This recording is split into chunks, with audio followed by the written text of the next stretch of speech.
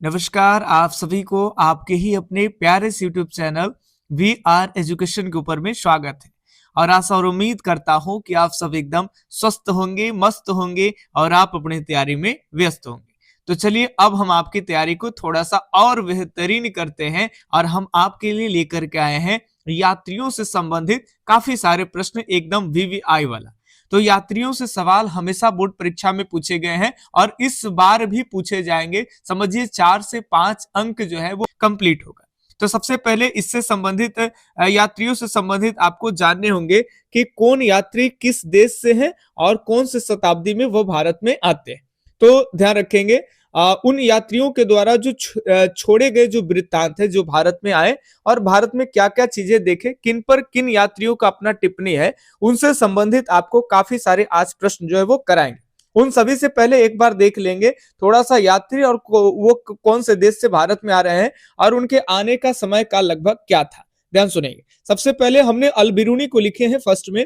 अल बिरूनी के बारे में आप जानते हैं कि भाई अल बिरूनी रबीवा में थे और वहां पे महमूद गजनबी का आक्रमण होता है और महमूद गजनबी ने इस अल बिरूनी नामक विद्वान को पकड़ करके अपने इलाके में ले आते हैं। और उसके बाद जब ये भारत पे आक्रमण करते हैं महमूद गजनबी, तो इनके आक्रमण के साथ जो है अल बिरूनी जो है वो महमूद गजनबी के साथ भारत आता है।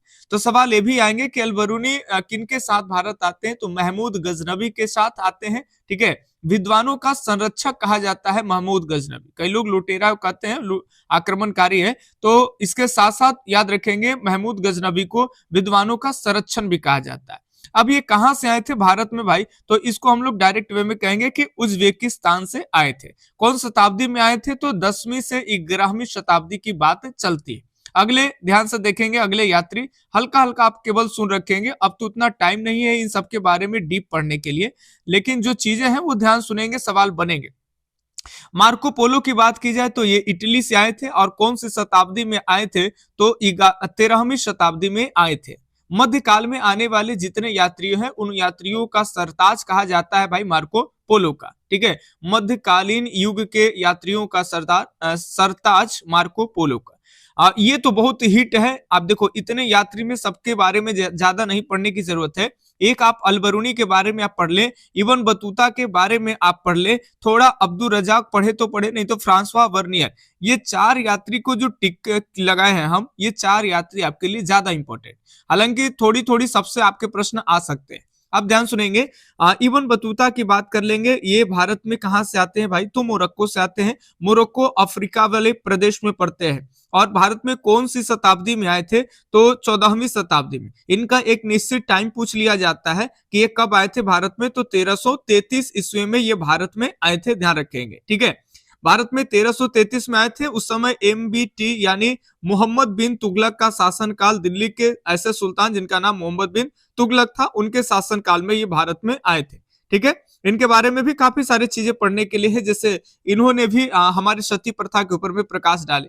इसके अलावा अब्दुल रजाक के बारे में बात कर ले। समरकंदी यात्री है, याद रखेंगे, ईरान से आते हैं। कहां से आते हैं, ईरान से, समरकंद से आते हैं। कौन सी शताब्दी में आते हैं, तो 15वीं शताब्दी में आते हैं। कौन शताब्दी में, 15वीं शताब्दी में। और ये विजयनगर के दरबार में आए थे, तो ये ज्यादा इंपॉर्टेंट है। कई बार पूछते हैं कि अब्दुल रजाक जो है वो किन के दरबार में आए थे, तो विजयनगर के, याद रखेंगे, निकोलो डी कॉन्टी, याद रखेंगे, सॉरी, एक यात्री है निकोलो डी कॉन्टी, वो पहले आते हैं देवराय प्रथम के शासन काल में। और देवराय द्वितीय के शासन काल में विजयनगर में आने वाला दूसरा यात्री है अब्दुल रजाक, याद रखेंगे। तो पहले कौन आते हैं, निकोलो डी कॉन्टी। पहले कौन, निकोलो डी कॉन्टी। और दूसरी बार दक्षिण भारत में विजयनगर में आते हैं अब्दुल रजाक। ध्यान रखेंगे। इसके अलावा बरबोसा है, ज्यादा इससे सवाल नहीं बनते हैं, बस छप्पर के बारे में चर्चा किए थे। बरबोसा और भी बहुत सारी चीजें हैं। ये दक्षिण भारत में आए थे और ये कहां से आए थे, तो पुर्तगाल से। ठीक है, 16वीं शताब्दी में। दक्षिण भारत में काफी सारे विजयनगर के अलग अलग कल्चर वगैरह है, लोगों का रहन सहन है, इन सबके ऊपर में ये वर्णन किए हैं। तो दुआर्ते बरबोसा पुर्तगाल के हैं और 16वीं शताब्दी में आए हैं। कुछ नहीं याद रखना है आपको, केवल एक बार देखते चलना है। ट्रेबनियर के बारे में आप लोग पढ़े होंगे ये फ्रांस से आए थे 17वीं शताब्दी में। देखिए ट्रेवनियर अलग है और फ्रांसवा बर्नियर अलग है, ठीक है। ट्रेवनियर, इनको हीरो के खानों में बहुत ज्यादा रुचि है, और हीरो से संबंधित भारत में अगर कोई राज्य की चर्चा चलेगा तो आप ध्यान रखेंगे गुजरात याद रखेंगे। कौन से राज्य हो जाएंगे? गुजरात, ठीक है। चलिए, मध्य प्रदेश में पन्ना पड़ता है। तो हीरो से संबंधित किस यात्री को रुचि है? ट्रेवनियर को। कहां से आए थे? फ्रांस से। और फ्रांस से ही एक और है जिसको कहते हैं बर्नियर, इनको कहते हैं फ्रांसवा बर्नियर। चलिए, इतनी बातें ध्यान रखेंगे। अब हम बढ़ते हैं एमसीक्यू की तरफ में। किस तरह के सवाल जो है वो आपसे पूछे जाएंगे यात्रियों से संबंधित, ठीक है। चलिए फटाफट से देखेंगे। जो भाई के पास में अभी टाइम है, नोट्स लेना चाहते हैं तो आप ले सकते हैं, नोट्स लेके आराम से एक बार पढ़ लेंगे, और ज्यादा उस पर टाइम नहीं देना है, केवल एक बार रीड करते हुए उसके ऑब्जेक्टिव को आराम से देखना है। चलिए, अब आप बताएंगे इब्न बतूता किस देश का निवासी था? हेरात का, मोरक्को का, उज्बेकिस्तान का, या फिर पुर्तगाल का? फटाफट से बताएंगे इब्न बतूता किस देश का निवासी था। अभी कुछ देर पहले देखे इब्न बतूता जो है भाई, बतूता भुट्टा कैसू कर दे, भुट्टा जिसको मक्का कहते हैं, भुट्टा को ही मोरक्को, याद रखेंगे इब्न बतूता मोरक्को से। हालांकि इतना सिंपल है कि आपको पढ़ते पढ़ते चीजें याद हो गए होंगे। अगले सवाल की बात कर लेंगे तो बताएंगे किस विदेशी यात्री ने पुराणों का अध्ययन किया? बताएंगे कौन ऐसे विदेशी यात्री हैं भाई कि जिन्होंने पुराणों का अध्ययन किया था? अल बेरूनी ने, बर्नियर ने, बर्नियर दो बार है यानी फ्रांसवा बर्नियर, इसके अलावा इब्न बतूता, इसके अलावा आपके ट्रेवनियर। फटाफट से बताएंगे कि कौन से उत्तर आपके सही हो जाएंगे। किस विदेशी यात्रियों ने पुराणों का अध्ययन किया था? बिल्कुल सही जवाब हो जाएंगे आपके अल बेरूनी ने पुराणों का अध्ययन किया था, ठीक है। भारत में हमारे वेद पुराणों को पढ़े थे अल बेरूनी। चूंकि भारत में आने के बाद ये हिंदू ब्राह्मणों से दोस्ती किए थे, और उन हिंदू ब्राह्मणों से ये क्या किए भाई, तो संस्कृत सीख लिए, और बदले में उनको फारसी वगैरह ये सब पढ़ा दी, ठीक है। चलिए, वो यूक्लिड पर में ये सब चीज दे दिए, और संस्कृत पढ़ने के बाद हमारे जो संस्कृत में जितने भी प्राचीन काल के वेद पुराण वगैरह है उन सबको ये पढ़ना शुरू कर दी। तो ये सेकेंड का ए उत्तर एकदम राइट है। अगले सवाल की तरफ में बढ़ते हैं। 3 नंबर सवाल है आपका, एकदम बेहद प्यारा प्यारा से इंपॉर्टेंट सवाल आपको करा रहे हैं।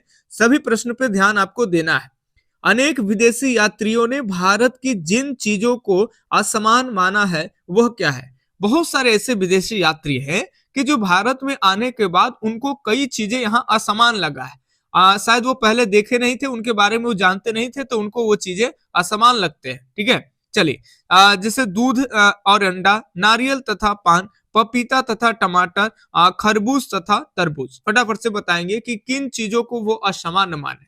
जैसे मान लेते हैं कि हम लोग चावल दाल रोटी साग सब्जी ये सब खाते हैं, और कई लोग को नाश्ता में वो कीड़ा मिले, चीड़ा मिले, जीव जंतु का अवशेष मिले अलग अलग तरह से, तो आपको असमान लगेगी, भला कैसे जी लेता है, कैसे खा के रह लेता है। उसी तरह से जिन्होंने पहले इस चीज के बारे में ना बढ़िया से जाना, न इसको देखा, और भारत में ही देखने के बाद वो चीजें उनको असमान लगा।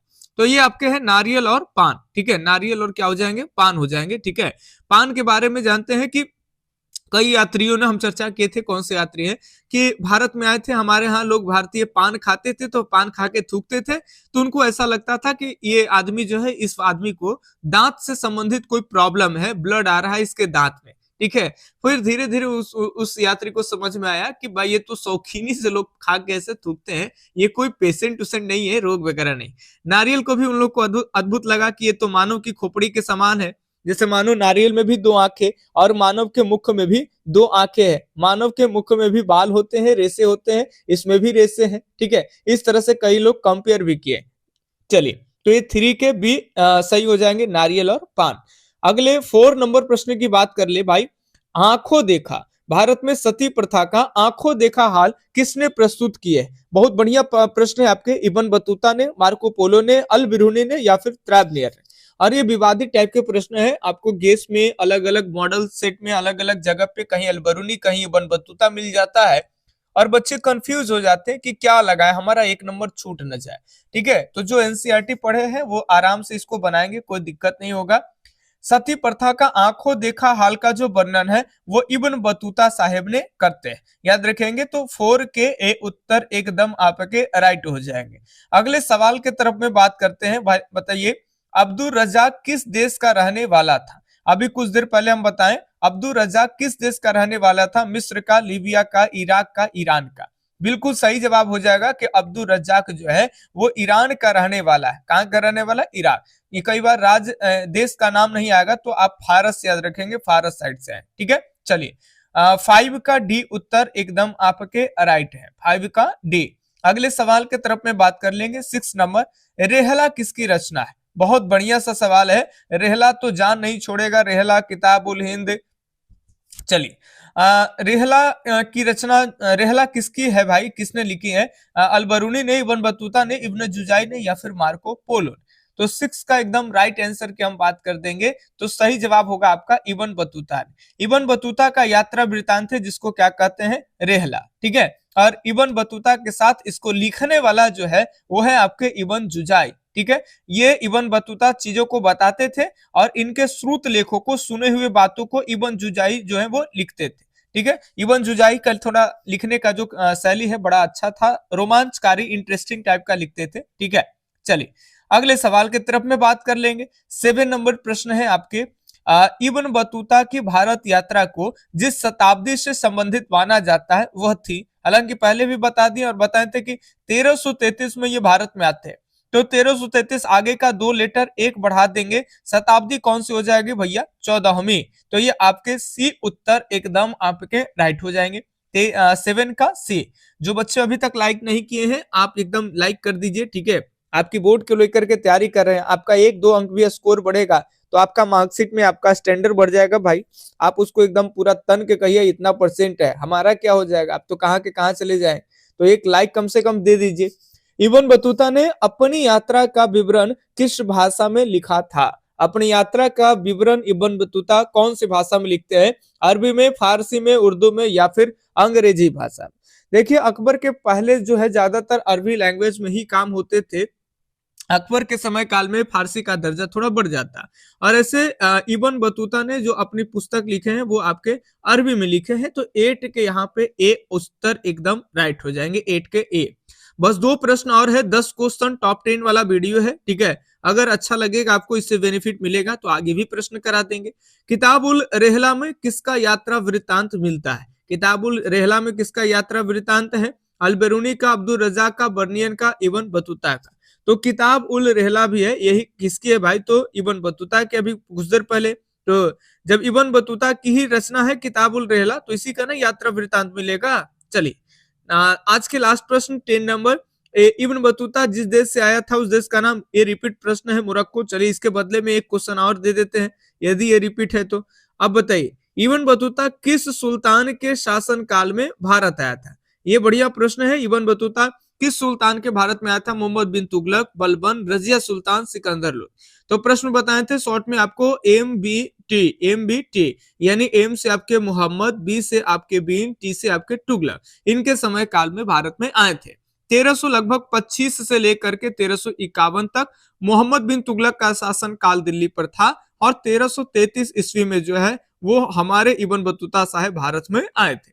वो लिखते हैं हमने अब 22 वर्ष की उम्र में अपने घर को ऐसे छोड़ दिया जैसे एक पक्षी अपने घोंसले को छोड़ देती है। ठीक है, चलिए तो सेशन को एकदम लाइक करिएगा, बताइएगा अगर सीरीज से फायदा है तो आगे भी सीरीज आपके लिए एग्जाम से पहले कंटिन्यू लाते रहेंगे।